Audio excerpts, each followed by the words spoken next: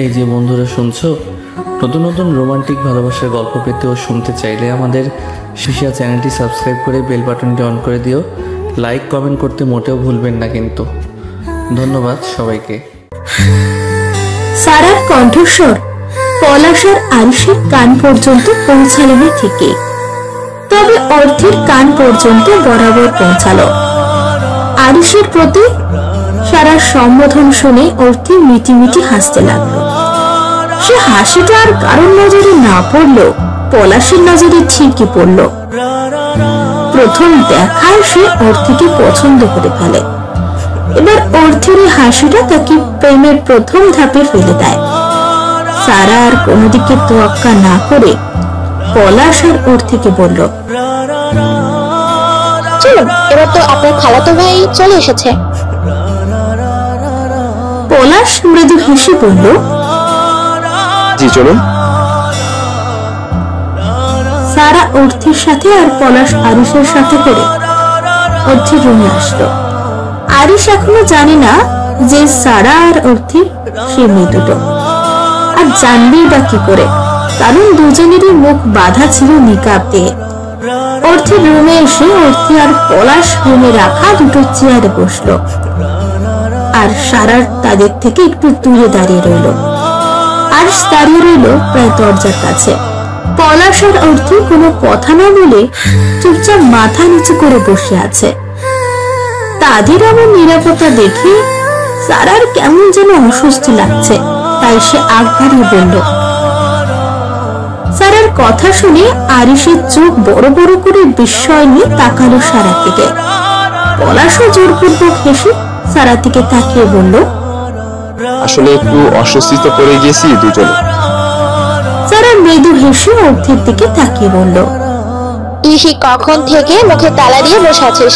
চাবিটা কি পলাশ ভাইয়ের হাতে দিয়ে দিয়েছিস নাকি?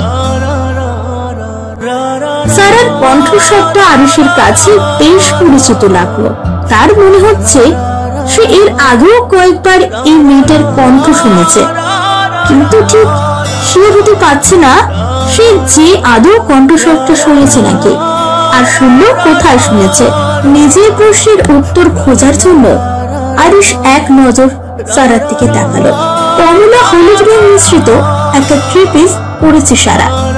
পরনের ওড়নাটা দিয়ে পুরো মাথা আর শরীরের প্রায় অর্ধেকটা ঢাকা।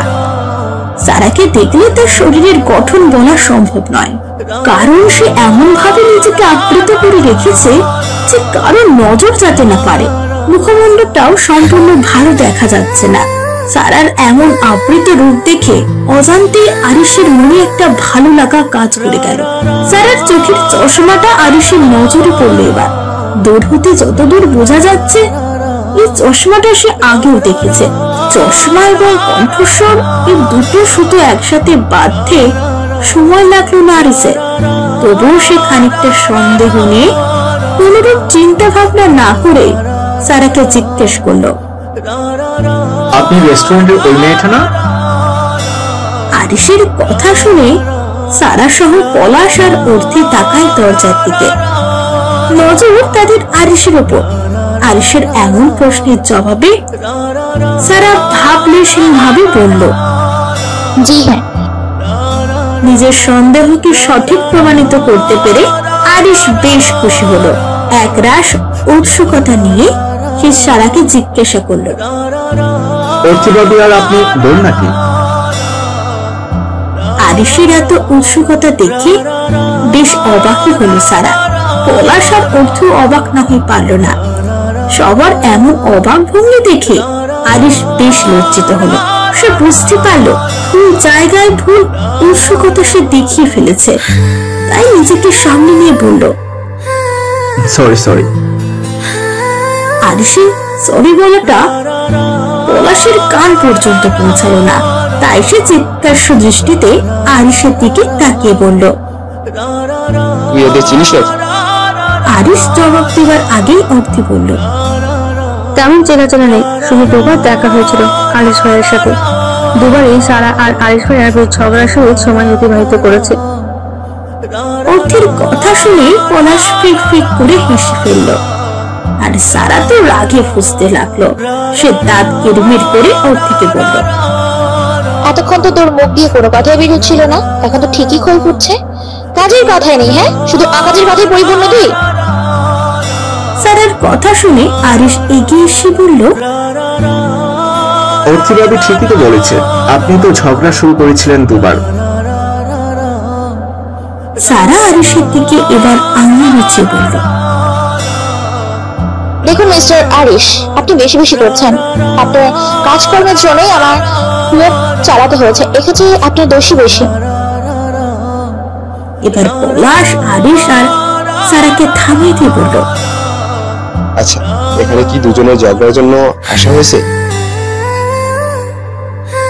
পলাশের কথা শুনে সারা মাথা নিচু করে রইল। আরিশও কোনো কথা বলল না। কয়েক সেকেন্ড পরে আবারও সারা বলল, তো আপনার কথা বলে নেব, এখন তো ডিস্টার্ব করা হচ্ছে না। যা যা জানার বা জিজ্ঞেস করার ইচ্ছে করে ফেলেন। পলাশ অপেক্ষা করছিল এই ভেবে যে হয়তো সারা চলে যাবে, তারপর সে আর অর্থে কোনো দ্বিধা দ্বন্দ্ব ছাড়া কথা বলতে পারবে। কিন্তু এমন কিছুই হলো না। সে সোজাসুজি কিছু বলতে পারছে না সারাকে, তাই সে ইশারা করে আরিশকে ব্যাপারটা বোঝানোর চেষ্টা করলো। আরিশ পলাশের ইশারায় চট করে ধরে ফেলল। তাই সে আর অপেক্ষা না করে সারার কাছে এসে বলল, চলুন একটু ওদিকটাই যাই। আরিশের কথা শুনে সারা চোখ বড় বড় করে বিস্ময় নিয়ে বলল, কি সব বলছেন? আপনার গার্লফ্রেন্ড থাকার পরেও আপনি এত ক্যারেক্টারলেস, একটা অপরিচিত মেয়ের ওই দিকটা আলাদা করে নিয়ে যাচ্ছেন। সারার কথায় অর্থে আর পলাশ মুখ চেপে হাসতে থাকে। আরিশের কথা শুনে সারা এক মুহূর্তের জন্য ভাবেনি যে অর্থে আর পলাশকে একেবারে একা কথা বলতে দেওয়া উচিত। আর এমনটা সে ভেবে থাকলেও ভাবনাকে কোনো মতেই কাজে পরিণত করবে না সে, কারণ কুলি বেগম বলে গিয়েছেন অর্থে আর পলাশের সামনে থেকে এক মুহূর্তের জন্য সরা যাবে না। তাই সে পলাশ আর অর্থের দিকে তাকিয়ে বলল, কি হলো? যা জানা জেনে নিন, সময় বেশি নেই, এদিকে অনেক সময় চলে গিয়েছে। সারার কথার তোয়াক্কা না করে পলাশ আবারও আরিশের দিকে আবদার নিয়ে তাকিয়ে রইল। আরিশ পলাশকে আশ্বস্ত করে সারাকে এবার সরাসরি বলল, ওদের দুজনকে একটু একা কথা বলতে দিন, ওদের প্রাইভেসির জন্য আপনাকে এমনটা বলেছিলাম। আপনি তো 10 ডিগ্রি বেশি বুঝেছিলেন। সারা চোখ মুখ কুঁচকে বলল, আন্টি আমাকে এখান থেকে সরতে মানা করেছে, তাই আমি সরবো না। আর এমন তো কোনো কথা নেই যা আমার সামনে বলা যাবে না। আন্টি যদি জানতে পারে ওনার মেয়ের একা এক ছেলের কাছে রেখে চলে গিয়েছি, তখন আন্টি আমাকে খুব খারাপ ভাববে। পলাশ এবার রীতিমতো বিরক্তি বোধ করলো, তবে তা ভাবভঙ্গিতে প্রকাশ করলো না। আর এদিকে অর্থি সারার দিকে আছে। সে চাইছে না তাকে আর পলাশকে একেবারে একা কথা বলতে দেওয়া হোক। এতক্ষণ ভয়টা কাজ না করলেও এখন ভয়টা বেশ নেড়ে চড়ে বসলো অর্থির মনে। সে কখনো এভাবে একা কোনো ছেলের সাথে কথা বলেনি, তাই পলাশের সাথে কথা বলার ক্ষেত্রে কেমন যেন লাগছে তার। কিন্তু সে কেমন লাগা ভাবটা প্রকাশ করতে পারছে না সবার সামনে। সারা একদম মূর্তির মতো সেখানেই ঠায় দাঁড়িয়ে রইল। এই একা কথা বলার ব্যাপারটার জন্য তার কাছে পলাশ আর আরিশকে রীতিমতো লুচু লাগছে। একদমই ভদ্র স্বভাবের মনে হচ্ছে না তার কাছে এই দুটো বান্দা। সারার এমন জেদি ভাবটা দেখে আরিশ আর উপায় না পেয়ে সারার ডান হাতটা শক্ত করে ধরে রুম থেকে বারান্দার দিকে নিয়ে গেল। আরিশের এমন কাজে পুরো আকাশ থেকে পড়লো সারা। সে ভাবেওনি এমন হুটহাট মার্কা কাজ করবে লুচু ছেলে। নিজের হাত ছাড়ানোর ব্যর্থ চেষ্টা করতে লাগলো সে, কারণ আরিশ তার হাতটা বেশ শক্ত করেই ধরেছে। কথাবার্তা ছাড়া সারা চেষ্টা করলো নিজের হাত ছাড়িয়ে নেওয়া, কিন্তু তাতে কাজ হলো না। তাই সে এক প্রকার জোর গলায় বলল, ও বাবা, ওটা ছাড়েন আমাকে।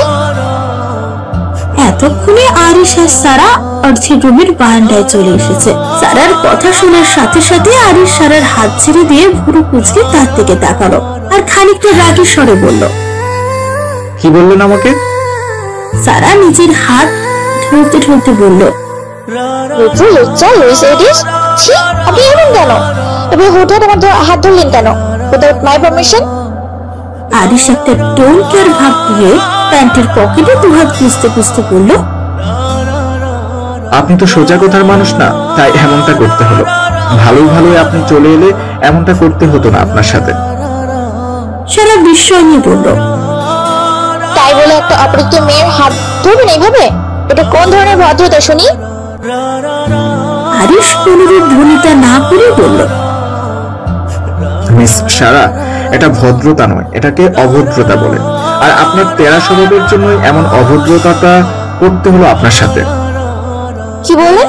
তারা স্বভাব? কি দেখলেন আপনি তারা স্বভাবে? এই যে 2-3 বার বলার পরও আপনি পলাশ আর অর্থিভাবিকে প্রাইভেটলি কথা বলার জন্য স্পেস দিচ্ছিলেন না, এটাকে তেরা স্বভাব বলে। জি না, এটাকে তারা স্বভাব বলে না, এটাকে ভজমের স্বভাব বলে। আন্টি আমাকে বলেই গিয়েছিল অর্থি আর পলাশ ভাইকে একা না ছাড়তে, তো সেই অনুযায়ী আমি কাজ করছিলাম। আপনি সমস্যা বাঁধালেন। আর আপনি বোধহয় জানেন না, বিয়ের জন্য এইভাবে একা ছেলে মেয়েকে কথা বলতে দেওয়া উচিত না, সাথে একজনকে থাকতেই হয়। আরিশ সারার দিকে ভুরু উঁচিয়ে তাকিয়ে বলল, আপনি এত হাইপার হচ্ছেন কেন? ওরা দুজন ছোট বাচ্চা না যে একা থাকতে দিলে মারামারি করবে। বা আমার ভাই খারাপ ছেলে না যে আপনার বান্ধবীকে একা পেয়ে খারাপ কাজ করবে বা রেপ করবে। আরিশের মুখে রেপ শব্দটা শুনে সারার ভিতরটা ভয় শুকিয়ে গেল। হঠাৎ করেই তার মাঝে থেকে তেজ জেদি ভাবটা উঠে গেল। সে কাঁপা কাঁপা কণ্ঠে মাথা নিচু করে বলল, প্লিজ আমার শব্দ ইউজ করবেন না, প্লিজ। আরিশ এতক্ষণ মজার ছলে সবটা বলল, সারার গলার স্বর শুনে সে একটু অবাকি হলো। সে ভাবতে লাগলো, হুট করে সারার কি হলো? আচ্ছা, রেপের কথাটা কি বেশি বলা হয়ে গিয়েছে হয়তো? আচ্ছা, সরি বলে নেই তাহলে। ভাবা মাত্রই কাজ করে ফেললো আরিশ। বিনয়ের সুরে সে সারাকে বলল, সরি, আমি বুঝতে পারিনি যে মজার ছলে একটু বেশি বলে ফেলেছি। আপনি প্লিজ স্বাভাবিক হন। আর আপনার হাত ওভাবে ধরার জন্য সরি। আরিশের কথাগুলো শুনে সারা জোরপূর্বক নিজেকে স্বাভাবিক করার চেষ্টা করতে লাগলো। মাথা নিচু অবস্থাতেই শুকনো একটা ঢোক গিলে লম্বা শ্বাস টেনে নিল নিজের মাঝে। খড়মাক্ত হাত দুটো পরনের ওড়নার আস্তে করে মুছে নিল সে। এবার ধীরে ধীরে মাথা উঁচু করে ভাবলে সে মুখে বলল, ইটস ওকে। সারার কথা শুনে নিজেকে আশ্বস্ত করতে পারল না আরিশ, তাই দ্বিধা নিয়ে প্রশ্ন করল, আর ইউ ওকে মিস সারা? সারা ঠোঁটের কোণে মিষ্টি একটা হাসি ফুটিয়ে বলল। সারার এই মিষ্টি স্বস্তিময় হাসিটা গিয়ে আঘাত করলো সোজা আরিশের বুকে। ছোট্ট এক ভালো লাগার ঢেউ বয়ে গেল তার মনের মাঝে। পুরোটাই তার অনিচ্ছায় হলো। সে তখনও জানতে পারেনি যে এই হাসিটাই তার অভ্যাস হতে চলেছে, তার জীবনের কারণ হতে চলেছে, আর একবার প্রেম নামক এক সর্বনাশের কারণ হতে চলেছে। সারা আর আরিশ বেশ কিছুক্ষণ চুপচাপ দাঁড়িয়ে রইল। দুজনেরই নজর বাইরের দিকে। খোলা আকাশ দেখছে দুজনে। আকাশের দিকে তাকানো অবস্থাতেই হঠাৎ আরিশ বলে উঠল, প্রথম দিন ওভাবে আপনার ড্রেসটা নষ্ট করার জন্য সরি। সারাও আকাশবাণী তাকিয়ে বলল, ইটস ওকে। প্রথম দিন ওভাবে আপনার ড্রেসটা নষ্ট করার জন্য সরি। আর দ্বিতীয় দিনে মীরার বিহেভিয়ারের জন্য সরি। দোষটা হয়তো ওরই ছিল। এবার সারা আরিশের দিকে তাকিয়ে বলল, হয়তো না, দোষটা ওনারই ছিল। যাই হোক, আপনার জিভকে বলবেন একটু ভালো ব্যবহার করতে আর অহংকার কম করতে। আরিশের জায়গায় অন্য ছেলে হলে সারার কথায় রাগ করত, কিন্তু আরিশ করল না, কারণ সারার বলা কথাগুলো সত্য। সে মৃদু হেসে বলল, জানি ওকে ভালো করার চেষ্টায় আছি। সারা ভুরু নাচিয়ে জিজ্ঞাসা করলো, আপনাদের পরিচয় হলো কি করে? আরিশ কিছু বলতে যাবে তার আগে রুম থেকে পলাশ ডাক দিল। পলাশের ডাকতে সে বারান্দা থেকে বের হতে হতে বলল,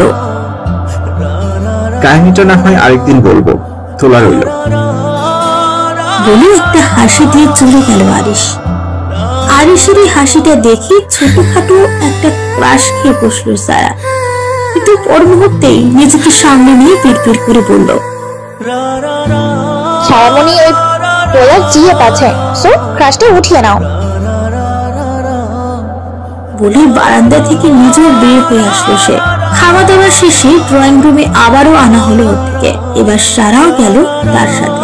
পলাশের মা অর্থির হাতে কিছু টাকা গুঁজে দিয়ে বলল, মেয়ে আমাদের খুব পছন্দ হয়েছে, খুব শীঘ্রই আমাদের বাড়ির বউ করে নিতে চাচ্ছি ওকে। পলাশের মার কথায় উপস্থিত সবাই খুব খুশি হলো। অর্থি একদিকে লজ্জাও পেল, আবার খুশিও হলো।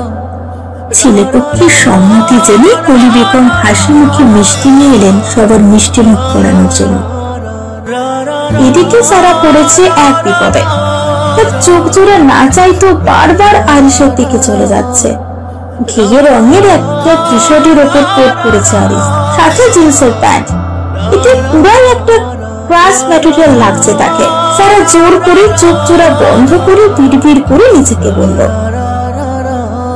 সারা বেবি, ক্রাশ খাওয়ার মতো আরো বহু ছেলে আছে, এই ছেলের উপর ক্রাশ খাওয়ার কোনো দরকার নেই। সেকেন্ড হ্যান্ড একটা জিনিস, তাই তুই এখনো হসনি, সেই সেকেন্ড হ্যান্ড জিনিস পছন্দ করবে। I don't like second hand product, not at all. And say number 1 please অ্যাটিজ একটা, সাথে সেকেন্ড হ্যান্ড। বলে ছোট্ট একটা শ্বাস ফেলে সামনের দিকে তাক